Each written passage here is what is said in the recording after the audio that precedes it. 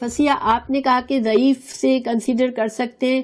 دیکھیں صحیح حدیث کے اگر ہمارے پاس موجود ہے تو کبھی بھی ضعیف حدیث کو نہیں لیں گے. ضعیف احادیث سے اہم مسائل اگر ثابت کیے گئے ہیں تو بہتر ہے کہ ہم ان کو نہ لیں، کیونکہ ضعیف کے کئی ڈگریز ہوتی ہیں. کچھ ضعیف صرف اس لیے ضعیف ہوتی ہے کہ راوی تھوڑا سا کمزور حافظے کا ہوتا ہے تو اس کی وہ حدیث جو ہے وہ اس پر لکھ دیا جاتا ہے کہ یہ ضعیف ہے، لیکن کسی اور مضبوط حافظے والے نے بھی وہ حدیث بیان کی ہوتی ہے اور جس سے پتہ چل جاتا ہے کہ یہ ضعیف حدیث ہے مگر یہ دوسری امام سے ثابت ہو گیا ہے کہ یہ ضعیف حدیث صحیح حدیث ہے. یہ تو اس حالات میں ضعیف حدیث لی جاتی ہے. لیکن اس کے لیے ظاہری بات ہے کہ جو علماء ہیں، ظاہر عام لوگ تو اتنا علم نہیں رکھتے ہوتے ہیں، مگر جو لوگ دین سکھانے والے ہیں، جو اپنے آپ کو اس پوزیشن میں سمجھتے ہیں کہ وہ لوگوں کو دین سکھائے اللہ کا، ان کو چاہیے کہ اگر کوئی مسئلہ ضعیف حدیث سے ثابت ہو رہا ہے تو وہ پوری انویسٹیگیشن کریں، ٹھیک ہے، پھر لوگوں کو آگے بات بڑھائیں. کیونکہ اس طرح اگر ہم غلط بات کو آگے بڑھاتے چلے جائیں گے جسٹ بیکاز ہمارے ٹیچر نے ہم نے یہ بات سکھائی تھی ہم کو، تو پھر ہم غلط بات کو کبھی بھی صحیح نہیں کر سکیں گے. اسی لیے دیکھیں جب کہیں ایسی بات ہوتی ہے جس میں اختلاف ہے تو آپ یقین کریں کہ میں بہت سی کتابوں میں جاتی ہوں، مجھے کافی وقت لگتا ہے مجھے، لیکن میری کوشش یہ ہوتی ہے کہ پھر میں وہ بات آپ کو بتاؤں جو مجھے ثابت ہے.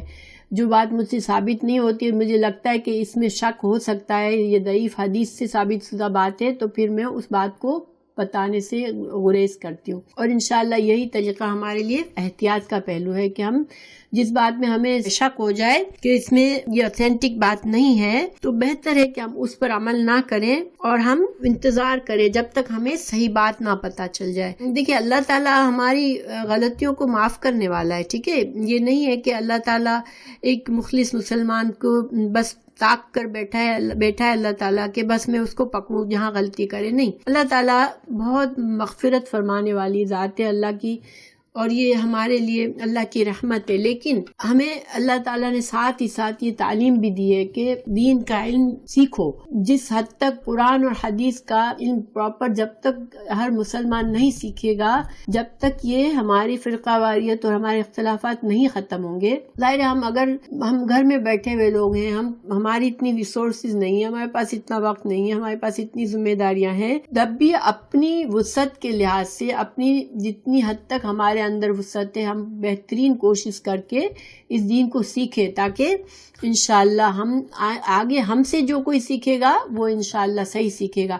اور ہمارا مقصد بھی یہ ہے، اللہ تعالیٰ نے ہر انسان پر ذمہ داری ڈالی ہے کہ تمہارے اندر میں جو لوگ ہیں تم ان کے دین کی فکر کرو، ٹھیک ہے. شوہر پر ضروری ہے کہ وہ اپنی بیوی بچوں کے دین کی فکر کرے، ماں پر فرض ہے کہ وہ اپنے بچوں کی فکر کرے. اسی طرح ہمارے امام مسجد کے اماموں پر فرض ہے کہ وہ مسجد میں آنے والوں کی اصلاح کرتا رہے، ان کو صحیح دین سکھائے. تو ہر انسان پر کسی نہ کسی حد تک ذمہ داری ہے اور ہمیں چاہیے کہ ہم اپنی پوری کوشش کریں اپنی ذمہ داری پوری کرنے کی انشاءاللہ.